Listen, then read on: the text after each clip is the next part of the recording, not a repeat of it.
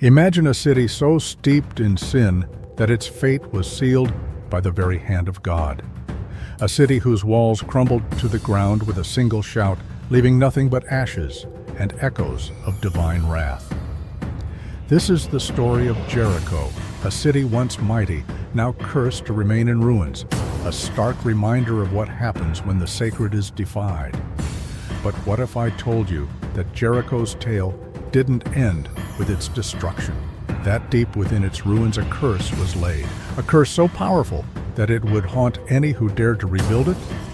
This is the untold story of the cursed city of Jericho and the devastating consequences that followed. Stay with us as we uncover the chilling aftermath of what really happened after the walls of Jericho fell. Jericho was not just any city. It was one of the oldest and most fortified cities in the ancient world.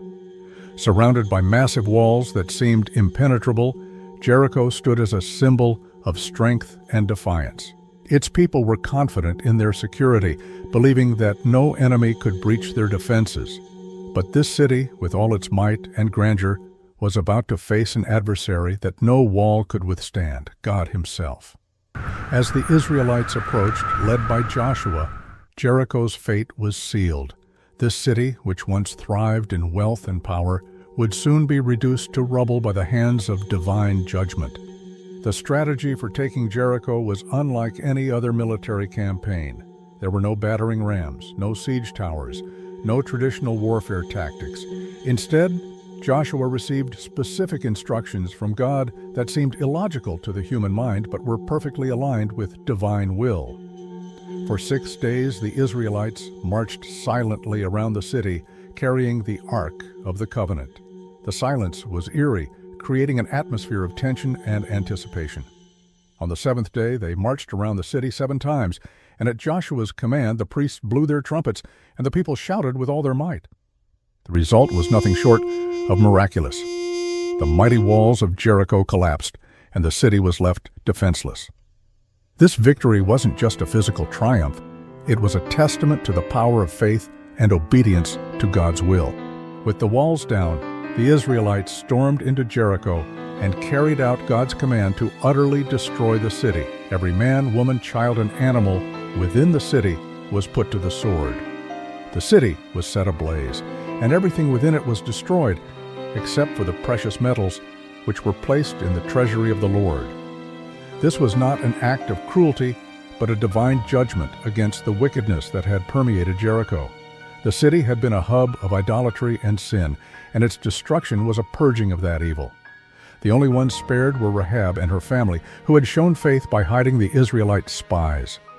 The obliteration of Jericho was complete, leaving nothing but ashes and ruins, a stark reminder of the consequences of defying God.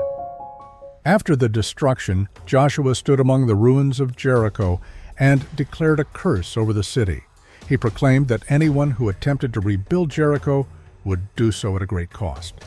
The life of their firstborn would be lost when they laid its foundation, and the life of their youngest would be lost when they set up its gates.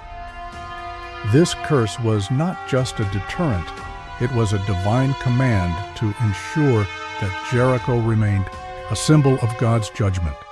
The city was to be left in ruins, untouched and uninhabited, as a lasting testimony to the power of God and the consequences of sin. This curse echoed through the generations, serving as a warning to any who might consider defying the will of God.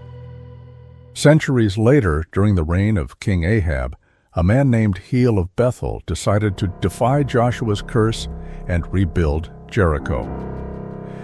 Despite the clear warning from the past, Hiel laid the foundations of the city, and as foretold, his firstborn son Abiram died.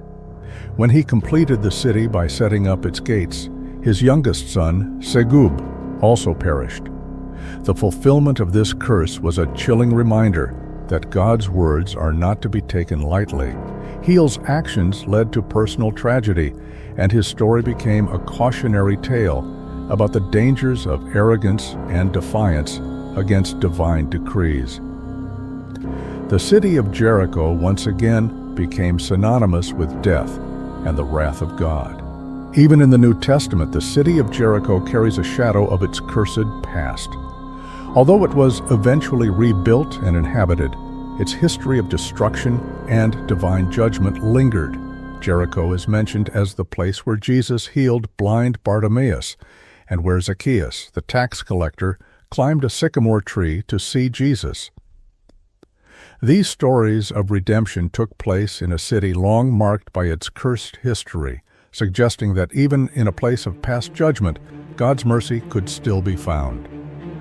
Jericho's story in the New Testament serves as a powerful contrast between judgment and redemption, showing that no place or person is beyond the reach of God's grace. The story of Jericho is more than just a historical account. It's a profound lesson about the nature of God's judgment and mercy. Jericho's fall serves as a reminder that God's power is absolute and that His commands are not to be taken lightly.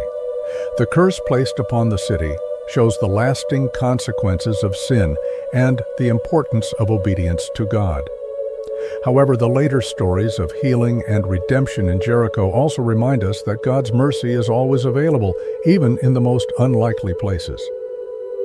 As we reflect on the story of Jericho, we are reminded to walk in obedience, to respect the divine, and to seek redemption where we can find it. Jericho's legacy is a testament to the power of faith and the enduring impact of God's Word.